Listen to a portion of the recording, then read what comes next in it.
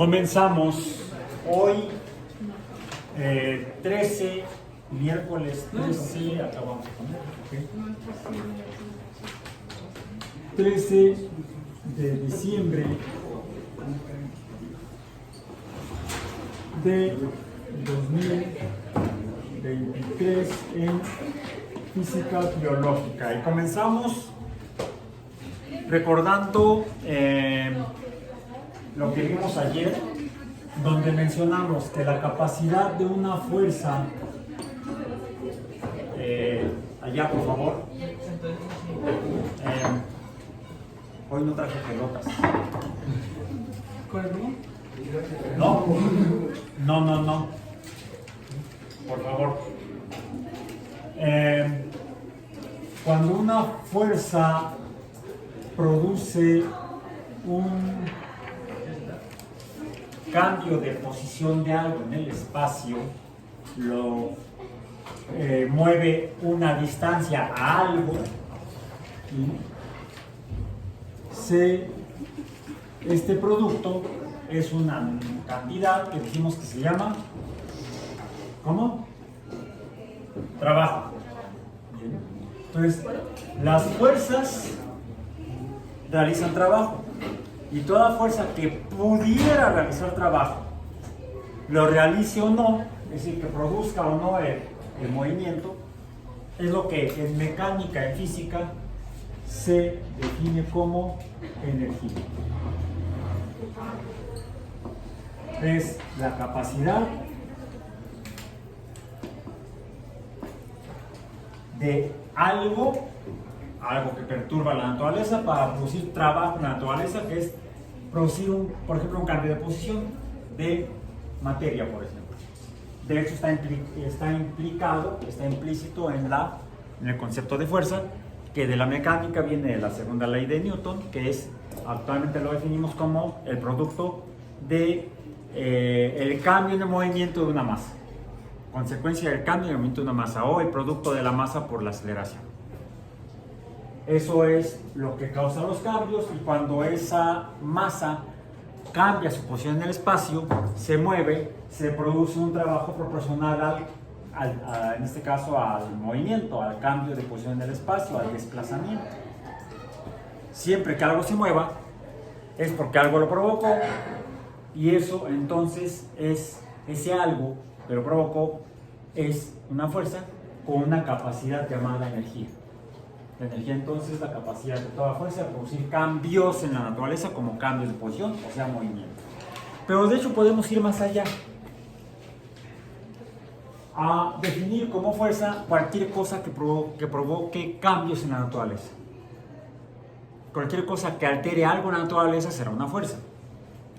Y entonces ese cambio, aunque no sea inicialmente perceptible como un cambio de posición o movimiento, será también un trabajo.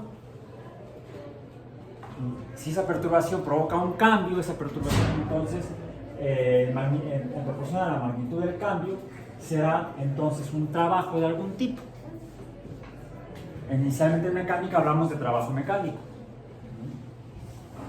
que es consecuencia de que las cosas se muevan, porque algo lo provoca, las fuerzas. Por ejemplo, este globo está conformado por látex, y cada poco de látex está en una posición en el espacio. Si se mueve en este espacio con relación a un sistema de referencia, podríamos determinar la magnitud de la perturbación o fuerza que está provocando el cambio en la posición de esta masa de látex en el espacio. Pero también puede suceder si cada poco de este globo cambia de posición en el espacio, como por ejemplo cuando ya hemos hecho esta experiencia, cuando lo inflo.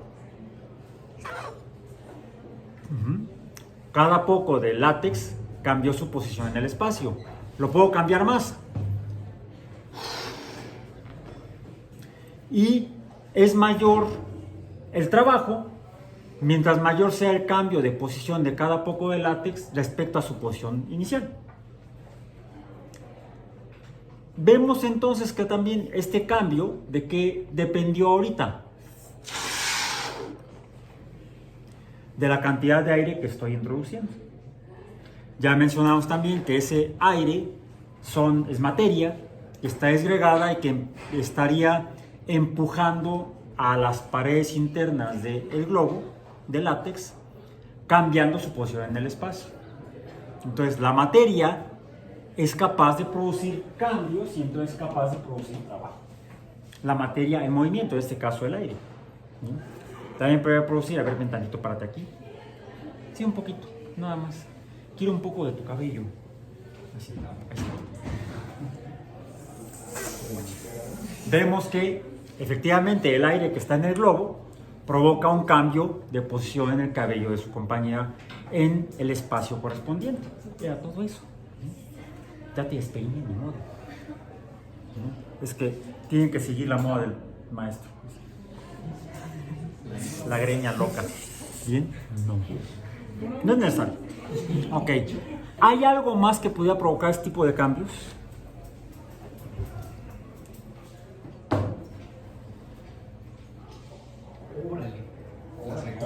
Esta es nueva. Es nueva. Para no hacer anuncios, le voy a quitar la etiqueta. Si me pagaran el anuncio, entonces sí, le dejo la etiqueta, pero me la van a pagar.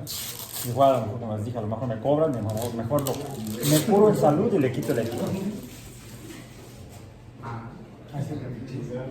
De hecho, en esta botella vemos que tenemos materia líquida, pero también se hace evidente la materia gaseosa que está tanto en las burbujas como en la burbujota que está arriba. ¿Sí? Si la cambio de posición el agua, girando la botella, rotándola más bien, veo que ahora ya no hay burbujitas, hay una burbujota. ¿Qué pasó con esas burbujas? O se incorporaron a la burbuja mayor o se incorporaron al líquido. Mencionamos entonces que las materia gaseosa y materia líquida se mezclan produciendo mezclas precisamente. La materia está implícita aquí en la fuerza. Recordemos que la fuerza es consecuencia de la existencia de masa que esté cambiando su movimiento. Bien. Y la materia con masa puede existir en tres formas. Decíamos sólida, líquida y gaseosa. En forma de gas. Líquido, sólido y gas. Pero ya vemos que los gases se pueden juntar con líquidos y formar mezclas a las que llamamos soluciones, siempre que no se distingan, donde la masa individual, M sub índice I, es indistinguible. O sea, no se ve la diferencia entre una materia y otra, entre una sustancia y otra. Yo no puedo ver el gas que está aquí dentro del líquido. Hay gas dentro del líquido. Los gases y los líquidos se mezclan formando soluciones, pero también se pueden mezclar los sólidos con los líquidos formando también soluciones, siempre que no se distingan las sustancias que se combinaron y se mezclan. De hecho, en este también hay sólidos. Si ustedes ven la etiqueta, la cual acabo de tirar, acabo de disponer de ella, van a ver que está señalado, indicado en la etiqueta, cuáles son los sólidos que no puedo ver que están ahí. Algún sólido llamado sodio, algún sólido llamado potasio. Por eso es que lo que hay en esta botella es lo que llaman agua mineral, porque hay minerales como sodio y potasio mezclados indistinguiblemente con el agua. No. ¿Habría alguna manera de que pudiera yo identificar la presencia de algunos de esos componentes de esa mezcla llamada solución. Quizá el gas. El gas que está mezclado con el agua en particular, en el caso del agua mineral,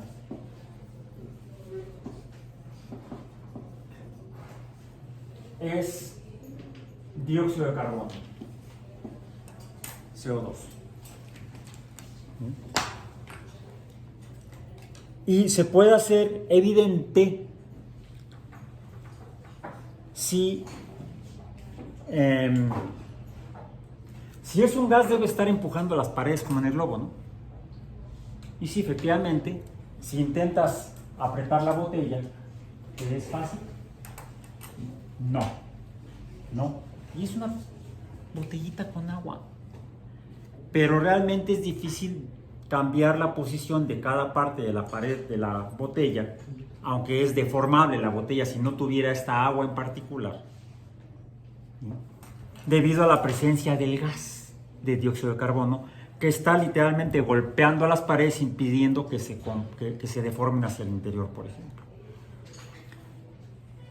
Si yo empiezo a abrir la botella, ya vimos que ¿qué sucede? No se ve dónde está el gas, ¿verdad? No se ve. Si yo aflojo la tapa, vemos que ¿de dónde salió el gas? De todas partes. No salió de la base, no salió de arriba, no salió de las paredes, salió de todas partes porque mezclado con cada poco de agua hay dióxido de carbono en forma de gas. Le ponemos aquí un subíndice G para indicar que es CO2 gaseoso. Porque el CO2 también se puede encontrar en forma sólida. También hay CO2 subíndice S. ¿Lo han visto? En los carritos de paletas. En los carritos esos blancos que van con la campanita tilín, vendiendo paletas. Si se asoman adentro van a ver las paletas que pueden ser de agua.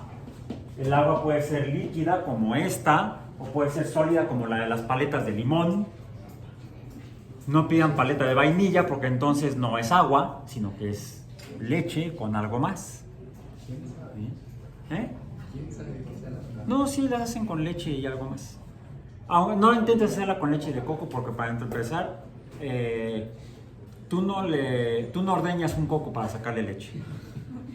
¿Cómo ordeño un coco? No, pues ¿cómo ordeñas? Imagínate. Si no pudiste apretarla, esta pues, está menos el coco. No, son aceites y grasas vegetales. ¿Sí? La llamada leche de coco. ¿Sí?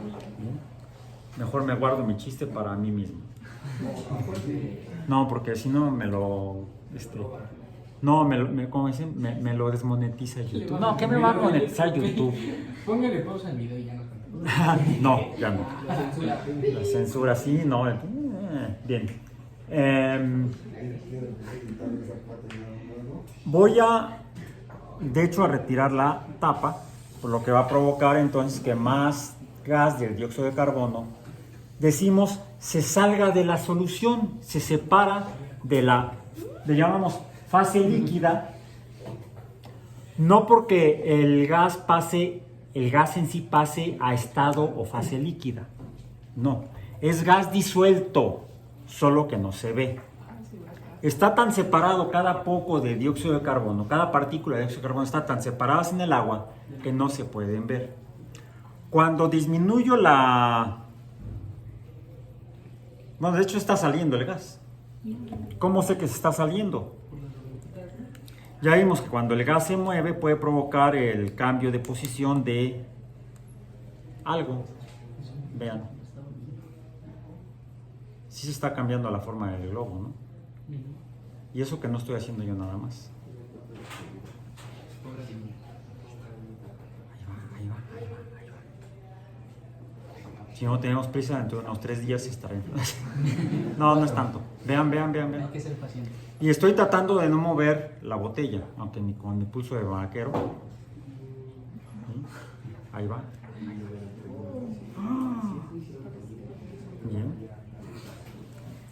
¿Qué es lo que está pasando? El gas de dióxido de carbono se está saliendo de la botella, está empujando las paredes internas del globo, como cuando yo le introduje aire proveniente de mis pulmones, el cual es una mezcla de gases que son principalmente oxígeno, nitrógeno y dióxido de carbono, principalmente junto con algo de vapor de agua. Es lo que cuando exhalamos sale por nuestras vías respiratorias o por la vía bucal. Bueno. Entonces, el gas está en movimiento. También vimos la experiencia con la vela, para la que me ayudaste, en que una vela que está formada por parafina, que es un compuesto de carbono, normalmente las vemos como sólidas, ¿sí? Hasta le podemos hacer así. Y suena igual que el plumón cuando colisiona contra la pared, contra el pizarrón o contra mi cráneo. ¿Bien? Sin embargo, pudimos transformar la parafina de sólida. La parafina puede ser sólida.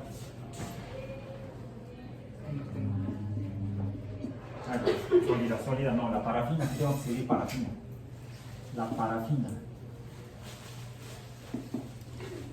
puede ser sólida, pero puede transformarse en líquida, su índice L, y también vimos que se transforma en parafina, su índice G o gas. Lo hicimos evidente a través de ver el ese que la gente llama humo blanco, porque se ve blanquecino, no se ve negro, se ve blanco. Y vimos cómo puede esa parafina gaseosa transformarse en un gas que emite luz, al que le llamamos plasma. ¿Sí? Un gas que emite luz es un plasma.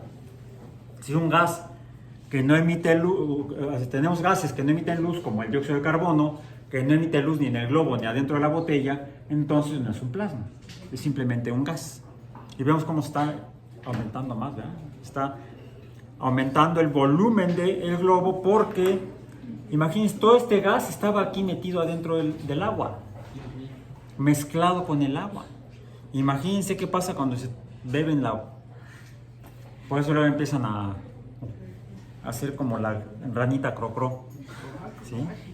Hacen guapa, guapa, biri, biri, biri, ok. Si uno siente como que se infla por dentro, porque está pasando eso. Porque el interior de nuestro cuerpo está formado por tejidos que son deformables. No son entonces, ¿cómo son? Sólidos, líquidos, gases. Hay estados intermedios de la materia entre los estados que en física determinamos como sólidos, líquidos y gases. Hay estados que están entre sólido y líquido y le llamamos semisólido, si parece sólido, como una gelatina adentro del refrigerador. O cuando la sacamos del refrigerador en un día caluroso, vemos que se pone pues como pudín, más bien, ¿no? Y a eso le llamaríamos un semilíquido. Entonces hay estados intermedios entre el sólido y el líquido. ¿Y de qué dependen? Ajá. ¿El semilíquido también es como el acuoso? O sea, ¿son similares o son diferentes? No, acuoso implica agua. Acuoso estrictamente implica agua, ¿sí? Por ejemplo, quizá en algunos cursos tengan les digan que tienen que preparar un medio acuoso para algún proceso, para algún procedimiento, para algún experimento. ¿A qué se refiere eso? Que lo tienen que hacer con agua. En todos casos ya no, esto van a ser un sistema alcohólico. No quiere decir un borracho que anda caminando por ahí, no, sino que en lugar de usar al agua como medio para la mezcla, como soporte para la mezcla, van a usar, por ejemplo, etanol. ¿Sí? Entonces se dice que es un medio alcohólico, a diferencia de un medio acuoso. Acuoso implica necesariamente la presencia de agua.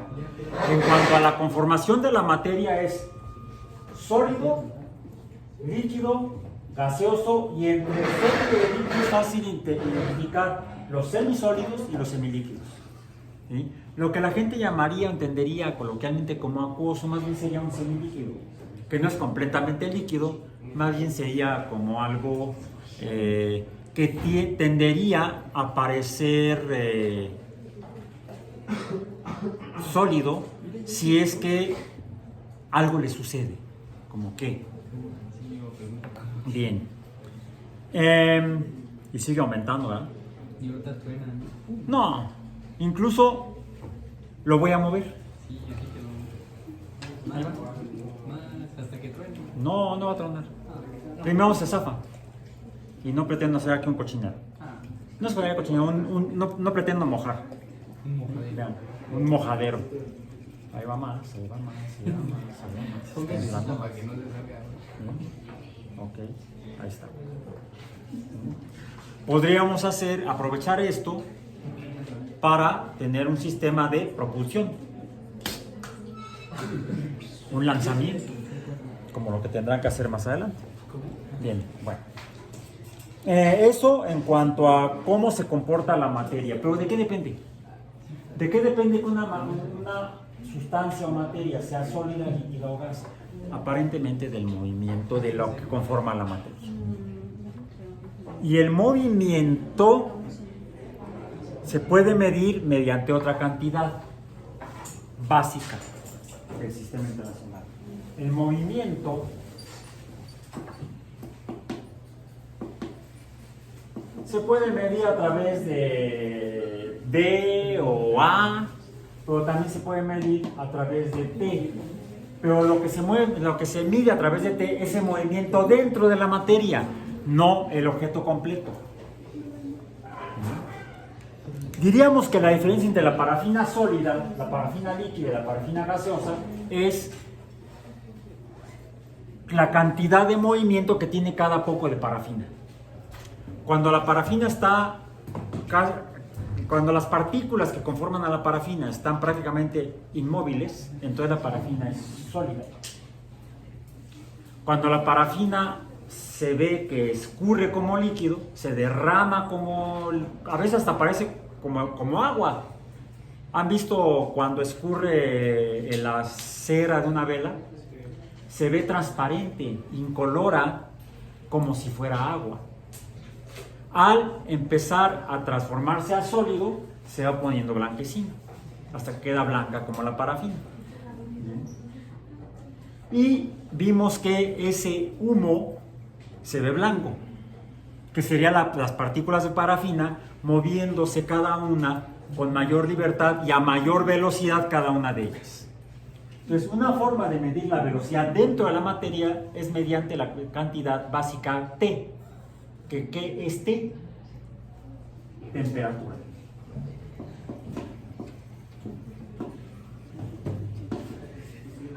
Específicamente, y aquí entramos o retomamos lo que empezamos a ver ayer, que dijimos que si bien las fuerzas que producen trabajo, esta fuerza es entonces energía, vemos que si la cantidad de movimiento disminuye, la distancia es menor, entonces quizá la fuerza ya no esté produciendo tanto cambio y entonces quizá el trabajo sea menor y por lo tanto la energía en el proceso haya disminuido, la cantidad de trabajo realizable. Entonces la energía en algo que cambie puede ya sea aumentar o disminuir. Cambia la energía en el universo cuando algo sucede. Y esos cambios los estudia precisamente la termodinámica.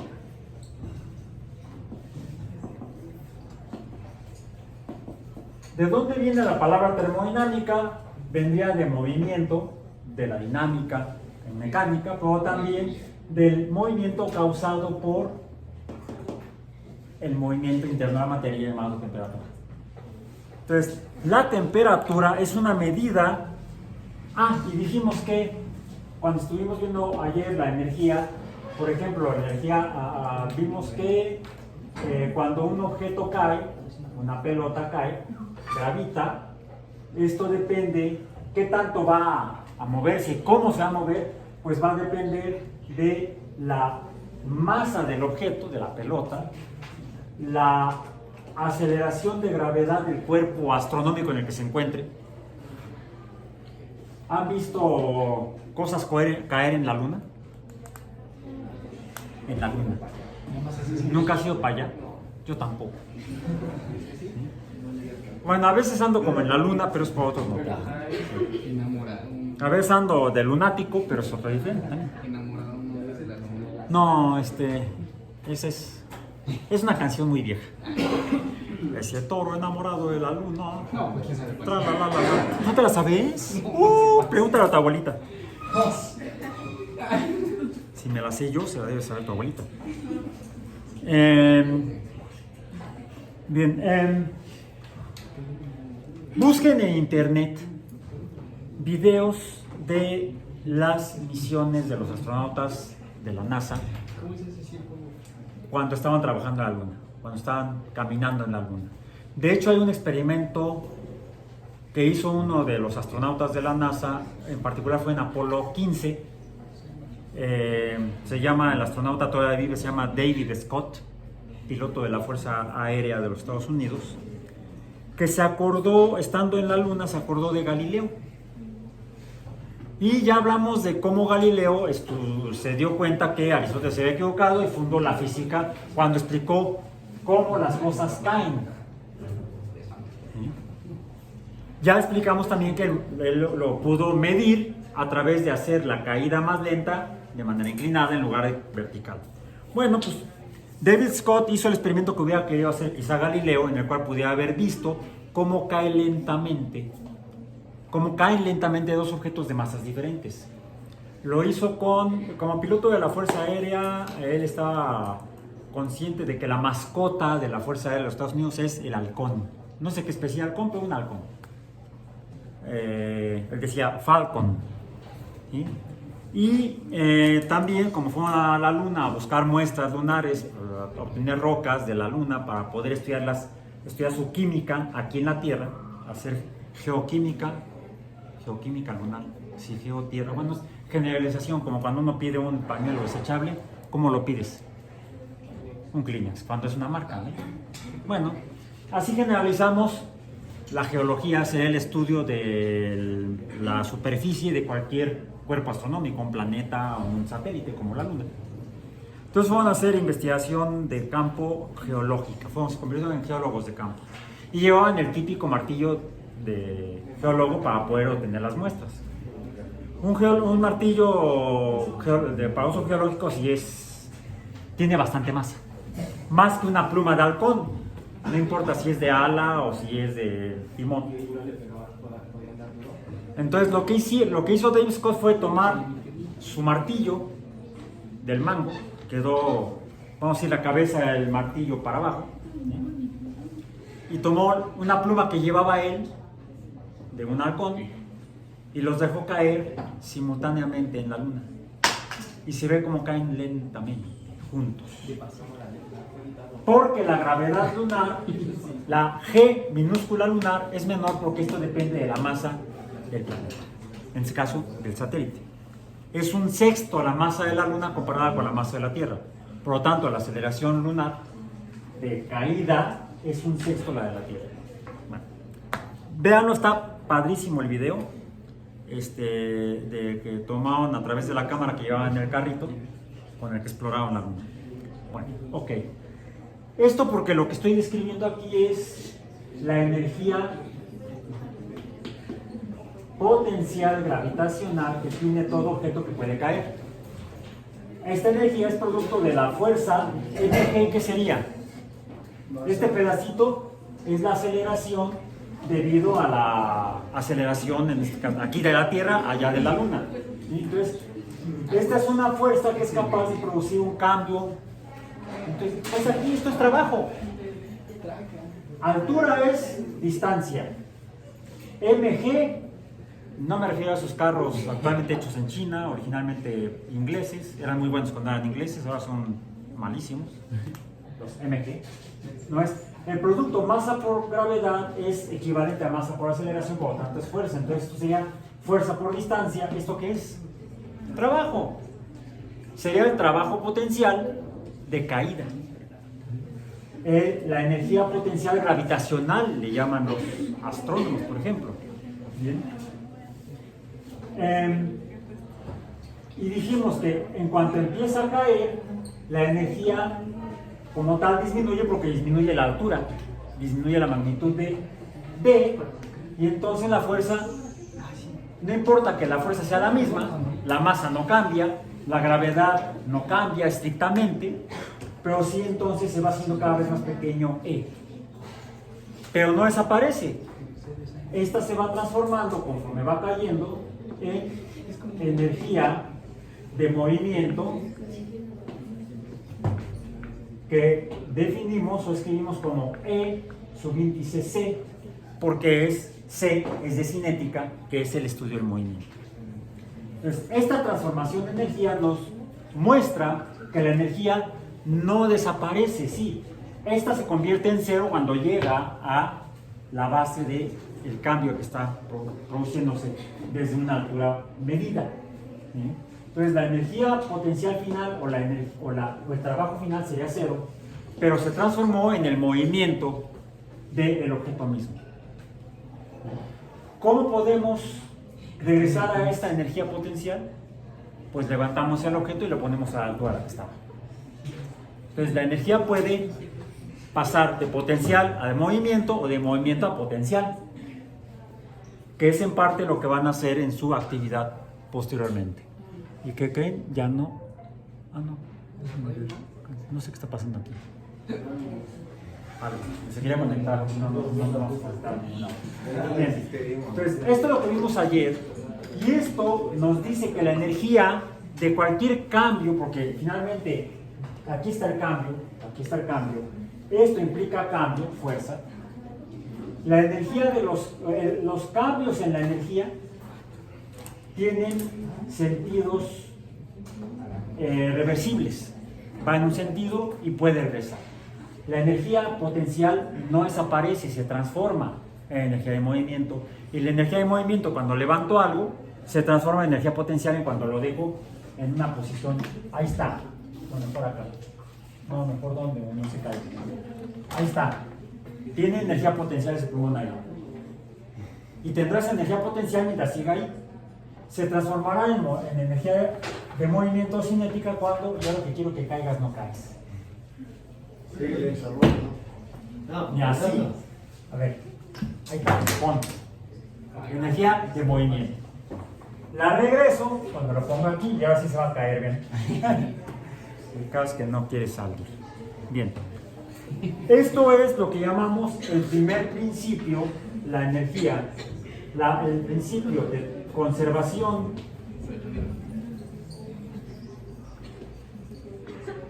de la energía, porque se transforma en una y luego se retransforma a la anterior, o en otra diferente.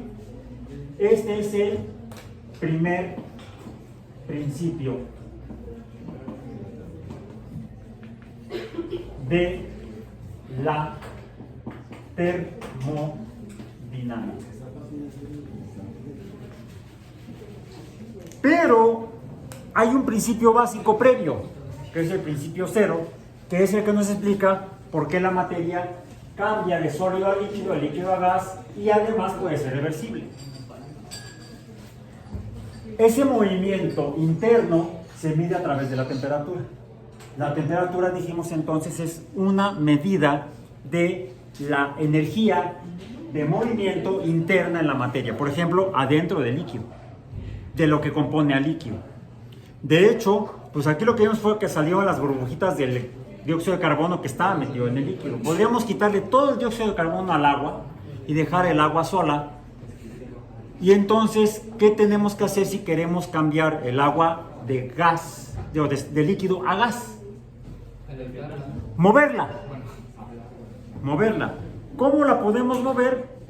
Pues quizá como hicimos con la parafina de la vela, que la empezamos a mover para pasarla de sólido a líquido, y la seguimos moviendo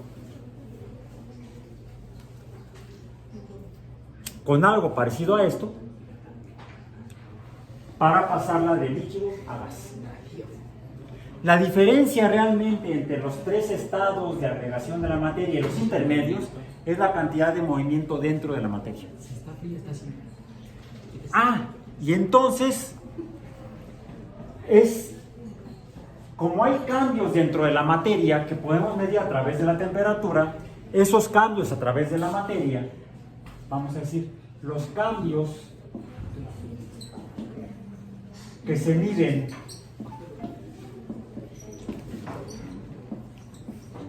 por T. Ah, por cierto, ¿cuál es la unidad básica de la temperatura? Celsius. ¿Cuál? No, no es C, ¿No? es K, Bueno, ya. Kelvin. Potasio, sí. Potasio. Kelvin nada más, no grado Kelvin, es Kelvin nada más. Kelvin. Bueno. La debemos medir en sentido estricto, así como medimos la longitud y la distancia en metros, y el tiempo lo debemos medir en segundos. La temperatura termodinámica la debemos medir en Kelvin. Pero así como cuando vamos manejando en la carretera no decimos vamos a tantos metros entre segundos, sino que vamos a tantos kilómetros por hora, además de cambiamos de entre a por, del lenguaje físico al lenguaje coloquial, pues podemos también medir la temperatura, que realmente sería en Kelvin, con unidades que son equivalentes a el Kelvin, como pueden ser en el caso de casi todo el mundo, los grados Celsius. Hay otras escalas numéricas para medir la temperatura en Kelvin con otras cantidades, como por ejemplo, ya ven que aquellos, parece que nada más con el afán de dar la contra, miden en pulgadas, libras, pues también dicen que vamos a medir en Fahrenheit. Pues no sé, es una buena novela de ¿cómo se llama? De Ray Bradbury. Ray Bradbury, que también escribió otra novela sobre Marte, Crónicas Marcianas. Muy bueno. Ok, entonces, medible por la temperatura, estos cambios en el movimiento interno de la materia, los cambios medibles por temperatura en energía interna, y esto es el calor. ¿Qué? Esta energía interna, ¿qué es? La energía de movimiento interna a la materia. Entonces, ¿qué es el calor? La cantidad de energía dentro de la materia. Y de ahí el principio cero. Tengo aquí dos instrumentos para medir temperatura parecidos. Se llaman temperámetros, ¿no es cierto? Se llaman termómetros. Termómetros. Tengo aquí uno que pueden conseguir en tiendas en el centro. ¿Sí? Y tengo este que también lo pueden conseguir en tiendas en el centro, pero es más caro. De hecho, este me lo prestaron aquí en los laboratorios. Estos miden aquí arriba dice grados Celsius. Grados Celsius. Y también tienen la escala esa que usan allá de grados Fahrenheit. ¿Eso qué? ¿Cómo funciona? Pues espero que bien. Porque puede no funcionar bien, tenemos que revisar y calibrar. Está conformado por varios materiales. Un tubo de vidrio, este en particular, igual que un tubo de vidrio, y dentro tienen cada uno un líquido diferente. Este tiene etanol casi absoluto, con un colorante rojo, y este tiene mercurio, que es un metal líquido. ¿Sí? Y vemos que la materia puede cambiar de sólido a líquido a gas, de gas a líquido a sólido, dependiendo de su energía interna. Ya vimos que cuando pasa de líquido a gas, ¿qué sucede? O cuando pasa de estar disuelto en un líquido a estar ya libre como gas, aumenta su volumen, se expande. Es porque la cantidad de energía en las partículas de dióxido de carbono las impulsa a separarse, a expandirse. Lo mismo ocurre con cualquier forma de materia. Los sólidos, cuando aumenta su cantidad de movimiento interna en cada poco de sólido, tienden a separarse, tienden a expandirse. Y a los líquidos les pasa lo mismo. También, al aumentar el movimiento interno, tienden a expandirse. El fenómeno se llama dilatación. Sí, la dilatación es una expansión de la materia. ¿Debido a qué? Al movimiento interno de la materia. Le llamamos entonces a eso a la energía cinética interna. La energía cinética interna. No la energía cinética del desplazamiento de la materia, sino del movimiento interno de la materia, de la sustancia que conforma la materia. Este líquido entonces, si aumenta su movimiento, ¿qué va a pasar? Se va a expandir. Si lo tengo confinado dentro de un tubo, pues se va a desplazar a lo largo de la columna interna de la luz del tubo, el hoyo del tubo, vamos a decir. Cada material que existe en la naturaleza, cada sustancia tiene sus propias características o propiedades de cómo se expande y qué tanto se expande. Y si lo estudio y le pongo marquitas, puedo hacer una escala. Una escala basada en la expansión de materiales. Este se basa en la expansión del mercurio, este se basa en la expansión del etanol. Uno espera que el vidrio no se expanda tanto como el líquido, o el contenedor no se expanda tanto como el líquido, porque finalmente, así como el gas se expandió, también provocó la expansión de las paredes del globo. Es decir, el movimiento del gas se lo pasó, parte del movimiento del gas, al movimiento al látex del globo para que se moviera. Entonces, esta transferencia de movimiento o calor me permite entonces saber que el movimiento, la energía cinética de la materia, va de donde hay más movimiento a donde hay menos movimiento, hasta que el movimiento se distribuye homogéneamente en lo que conforme al objeto, a lo que llamo sistema. ¿Sí? ¿Cuál es el sistema aquí? Lo que conforma al termómetro sería el líquido y el tubo de vidrio. ¿Hay qué más? Con lo que está en contacto el tubo de vidrio. ¿Con qué está en contacto el tubo de vidrio? Imaginemos que no existe este plástico. ¿Estaría en contacto con qué? Con el aire en el que estamos inmersos nosotros. Bien, bueno. Entonces, lo que está sucediendo es que la cantidad de movimiento dentro del líquido depende inicialmente de la cantidad de movimiento del aire que está aquí. El aire está moviéndose y está como el dióxido de carbono del agua mineral golpeando las paredes del látex. El aire, los gases que conforman el aire atmosférico están golpeando las paredes del tubo de vidrio, le están pasando el movimiento al vidrio del tubo y este a su vez se lo pasa al líquido hasta que ya no se mueve diferente. De hecho, la altura del líquido en el tubo me permite saber, a través de la medición de la escala de temperatura, cuál es el movimiento del aire aquí afuera. Y el movimiento del aire aquí afuera es equivalente en la escala Celsius a 21 grados. ¿Sí es 21? La primera rayita arriba del 20. La primera rayita arriba del 20. Tengo que verificar que ese número que estoy viendo sea cierto. ¿Qué hago? Uso un sistema diferente que haga lo mismo. ¿Este cuánto mide? 20. Está arribita del 20, no llega a 21. ¿Sí? Está en 20 y este también está en 20 porque no llega a 21, está abajo del 21, ¿te fijas? Está abajo de la raya negra. Casi alcanza la raya negra, pero no llega a la raya negra. Entonces, ambos están midiendo la misma cantidad de movimiento del aire que se encuentra aquí afuera. Porque en ambos casos, el aire está golpeando el vidrio y el vidrio está golpeando el mercurio, el aire está golpeando el vidrio y el vidrio está golpeando el etanol. Diríamos que ya no cambia ninguno de los dos sistemas. La cantidad de movimiento en el aire, en el vidrio y en el líquido, en ambos sistemas es el mismo.